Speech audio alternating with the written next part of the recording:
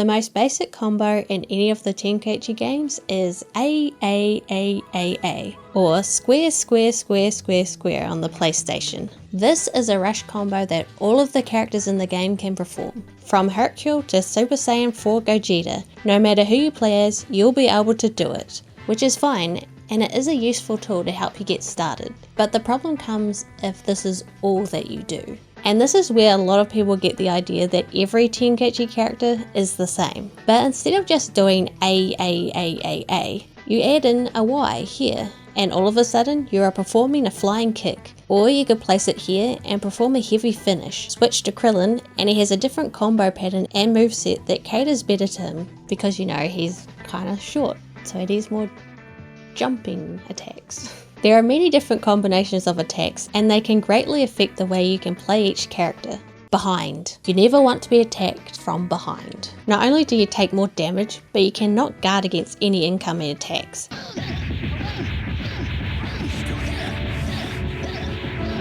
Just to suffer. Every night, I can feel my leg and my arm, even my fingers.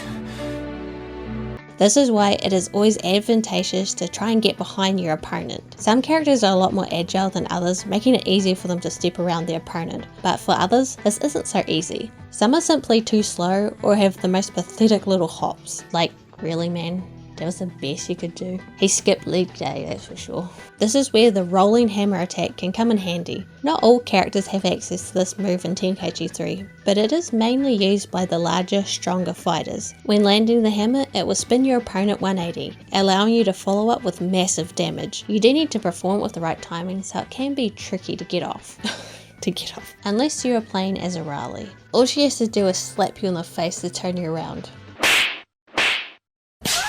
Ki blasts can vary greatly between characters, and I don't just mean the blast to attacks like the Gallic Gun or Kamehameha, but just like your basic Ki blasts. We all know that Vegeta is a notorious Ki blast spammer, and this is reflected in the game by how fast he can fire them off. Here is Goku just letting off some standard Ki blasts, and here is Vegeta. He's also able to start moving faster after firing them off, especially when compared to a character like Android 16, who literally has to reattach his arms. So when playing as a character like Vegeta, you can be more liberal with your Ki blasts, or you could just do this.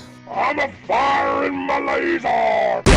You're able to charge up the basic Ki blast and turn it into a charged Ki blast, and even this attack can vary greatly. All of the charged Ki blasts have a sort of homing effect to them, so you don't really have to worry about aiming them, but they can be guarded or deflected by the opponent, but not Krillin's. When Krillin charges his basic Ki blast, it turns into a destructo disc. Now it does not have the same exact properties as his ultimate attack, but it is unblockable. When Goku charges his Ki blast, it moves fairly quickly towards the opponent. The same goes for Vegeta, but then we have Yamcha whose charged Ki blast moves way slower, so slow that his dash is actually faster. This is useful as you can set up the Ki blast and dash over to the opponent and engage in close combat, and they won't be able to block the blast. This tactic is even more useful with a character like Mecha Frieza, whose charged Ki blast has a paralyzing effect. The way a character handles moving around the arena can vary quite a bit. Characters like Goku and Vegeta are good all-rounders due to their balanced stats and versatile movesets. Goku's instant transmission allows him to close gaps quickly, making him a menace to get away from.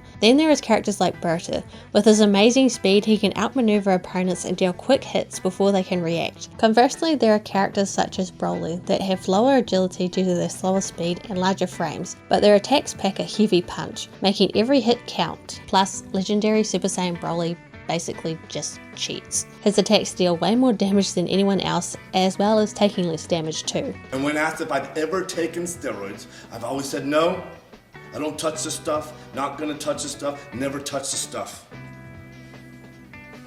That was a lie. Now I'm going to be talking about one of my favourite aspects of Tenkaichi 3, and so naturally all the competitive players probably hate it, and that is gimmicks.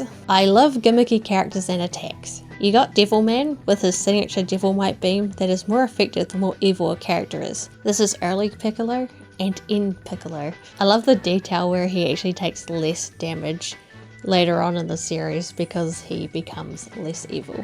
The same goes for Vegeta. Hercule's present bomb is really easy to spam.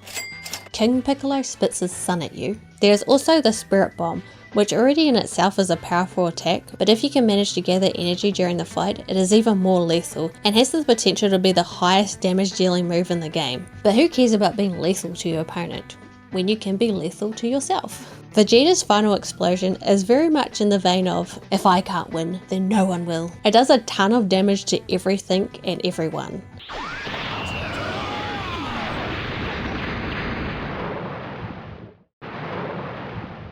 Shout him. It's like dropping a fireball on yourself in D&D, but you're not an evoker. You know what I mean? Chiaotzu can blow himself up too, but is much less good at it. Is that a compliment or an insult? I don't know. On the opposite end of the spectrum is androids 19 and 20's Drain Life, who can suck the life right out of a character and shoot it right back at them. Cell's first form can be particularly annoying as he actually absorbs the health of a fighter, giving him a big advantage at more drawn out fights. Although neither of these techniques can be performed on artificial fighters, because how can you drain life from something that has no life to begin with? I have no life. This video is evidence of that.